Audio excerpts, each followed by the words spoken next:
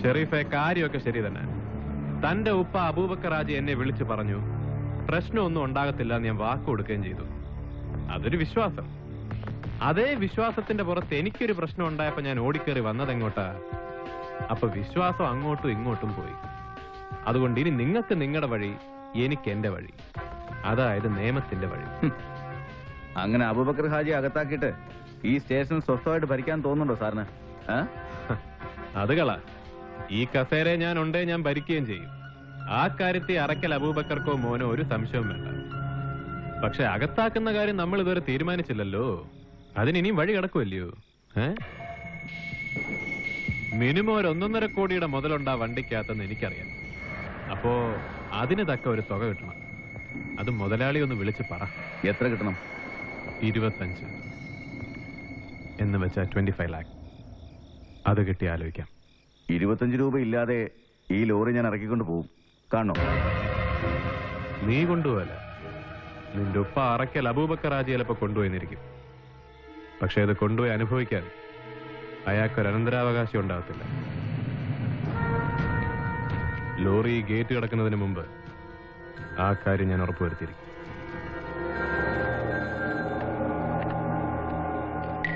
Hello, sub ഇൻസ്പെക്ടറാ? ഞാൻ തപ്പിക്കൊണ്ടിരിക്കുവായിരുന്നു. എവിടെ ഉണ്ട് ഇപ്പോ? ഞാനിപ്പോ വീട്ടിലെത്തിയതേ ഉള്ളൂ. കാര്യം പറഞ്ഞു. എന്താ വേണ്ടെന്ന് വെച്ചാൽ നമുക്ക് ചെയ്യാം. നിങ്ങൾ ലോറി വിട്. രാവിലെ ചരക്ക് അവിടെ എത്താനുള്ളതാ. ലോറി ഞാൻ വിടാം. പക്ഷെ ഒരു എമൗണ്ട് ഞാൻ ഷെരീഫിനോട് പറഞ്ഞിട്ടുണ്ട്. 10 പൈസ അതിൽ നിന്ന് കുറയല്ല. ഇതുവരെ വന്നാ നമുക്ക് കാര്യങ്ങൾ സെറ്റിൽ ചെയ്യാം. എന്തേ? ഞാൻ വരാം. പക്ഷെ മുതലാളി സോളമനെ കളിപ്പിക്കാന്ന് വിചാരിക്കുന്നുണ്ടെങ്കിൽ കാൽപ്പാട് കണ്ടാൽ അത് പുലിയാണോ പൂച്ചയാണോ എന്ന് മനസ്സിലാക്കാനുള്ള വിവരമൊക്കെ പടച്ചോ നമുക്ക് തന്നിട്ടുണ്ട്. നിങ്ങൾ വരീം. നേരും നിറയും ഒന്നുമില്ലാത്ത ബിസിനസ്സായത്. അതെനിക്കും അറിയാം, നിങ്ങൾക്കും അറിയാം. ജയിക്കാൻ എന്ത് വഴിയും നോക്കും. അതിന് ഇന്ന വഴിയെന്നൊന്നുമില്ല. പക്ഷെ തോറ്റു എന്നുറപ്പായാൽ പിന്നെ കളിക്കാൻ നിൽക്കരുത്. അത് മനസ്സിലാക്കാനുള്ള ഒരു സാമാന്യ ബുദ്ധി ഉണ്ടാവണം. അതാ ഓനില്ലാണ്ടായി പോയത് എന്റെ ചെക്കന്. ഇതാ 25 ലക്ഷം തികച്ചുമുണ്ട്. നേരത്തെ ചോദിച്ചപ്പോ 5 തന്നിരുന്നെങ്കിൽ ഇപ്പൊ 20 ലാഭമായനെ. പറഞ്ഞിട്ട് കാര്യമില്ല. 25 തികച്ചും പോണമെന്നായിരിക്കും അറക്കൽ അബൂബക്കർ ഹാജിയുടെ വിധി. പോകാൻ വരട്ടെ. നമ്മൾ ചെയ്യേണ്ട കാര്യം നമ്മൾ ചെയ്തു. ഇനി നിങ്ങൾ ചെയ്യേണ്ട കാര്യം നിങ്ങൾ ചെയ്തിട്ട് പൊക്കോളി.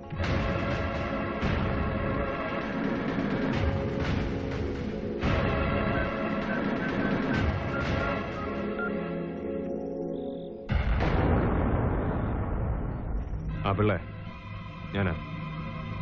വണ്ടി വിട്ടേക്ക്. വേണ്ടൊന്നും വേണ്ട, ഞാൻ വരാം. എന്നാ ഇറങ്ങിക്കോളി.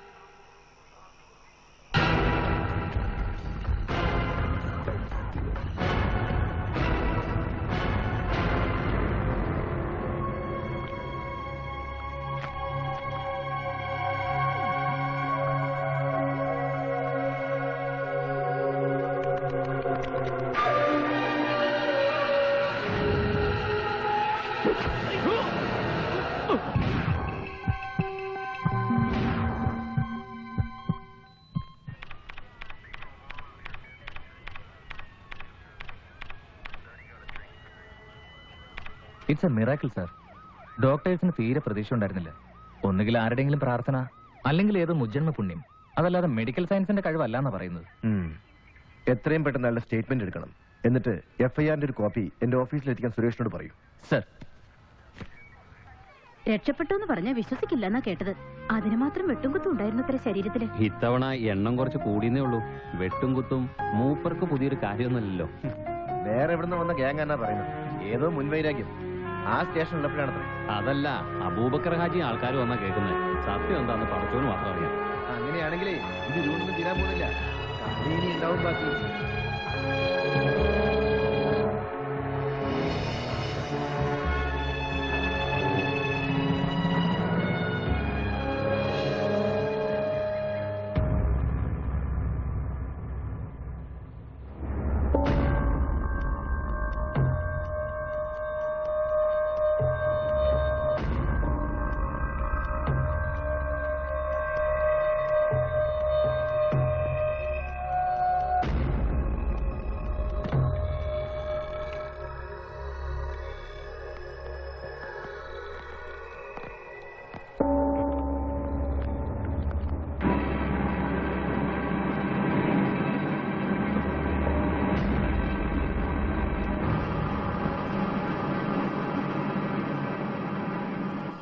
വിവരങ്ങളൊക്കെ ഞാൻ അറിഞ്ഞായിരുന്നു.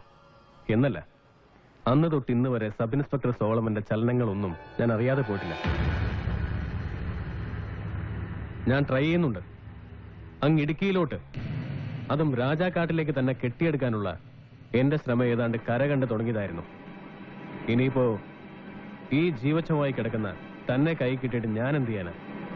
അതുകൊണ്ട് ഞാൻ കാത്തിരിക്കാം. ആരോഗ്യമൊക്കെ വീണ്ടെടുത്ത് പഴയ ചോരത്തിളപ്പുള്ള സോളമനായി തന്നെ നിന്നെ എനിക്ക് കിട്ടണം. ആ പിന്നെ പത്രത്തിൽ നീ ഒരുപക്ഷെ അറിഞ്ഞു കാണും, നമ്മുടെ ചാണ്ടിക്കുഞ്ഞ് തൂങ്ങിച്ചത്ത കാര്യം. പാവം, തൂങ്ങിച്ചത്താണോ തല്ലിക്കൊന്ന് കെട്ടിത്തൂക്കിയതാണെന്നൊക്കെ ആർക്കറിയാം. പക്ഷേ ചങ്കുറപ്പുള്ളവനായിരുന്നു. മോളുടെ കല്യാണം മുടങ്ങിയിട്ടും ചത്തുപോകുന്നവരെ ബോധ്യമായിട്ടും അവനതെന്നോട് പറഞ്ഞില്ല.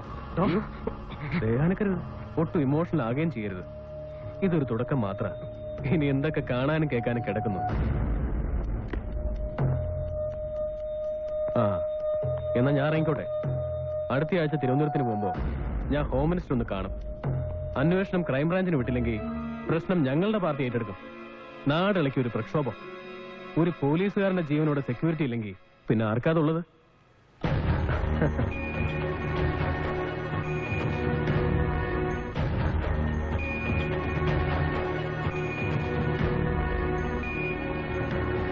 ദീപ് സാറിനെ കണ്ടപ്പോഴാ പറഞ്ഞേ, എഴുന്നേറ്റ് നടക്കാറായി ഇത്രേ. കൂടി വന്ന ഒരാഴ്ച, അതിനുള്ള ആസ്പത്രി വിടുന്നാ പറഞ്ഞേ. ആസ്പത്രി വിട്ടാലും പഴയ പോലെ ഉച്ചിലൊന്നും ഉണ്ടാവില്ല. അമ്മാരി കിട്ടലല്ലേ കിട്ടിയേ. കിട്ടാണ്ടിരിക്കോ?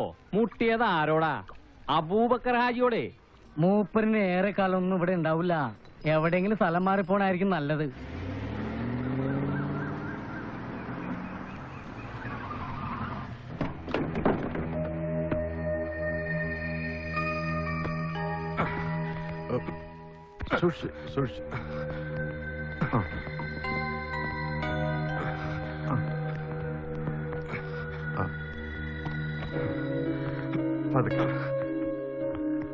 അടിക്കാനും തൂക്കാനും പിന്നെ അത്യാവശ്യം ഭക്ഷണം ഉണ്ടാക്കാനൊക്കെ ആയിട്ട് ഒരു സ്ത്രീയെ ഏർപ്പാടാക്കിയിട്ടുണ്ട്.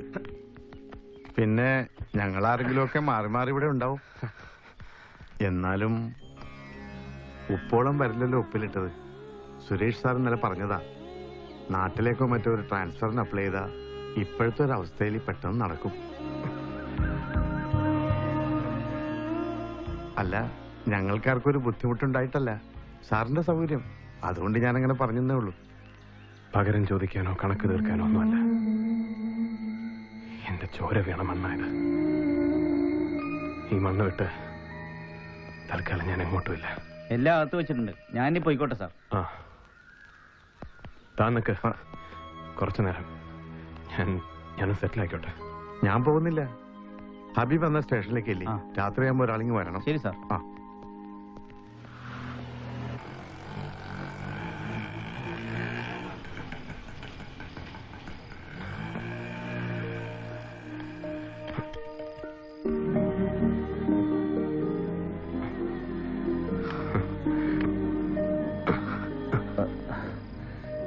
എന്നാലും നിന്നെ ഈ രൂപത്തിൽ കാണേണ്ടി വന്നല്ലോടാ എനിക്ക്.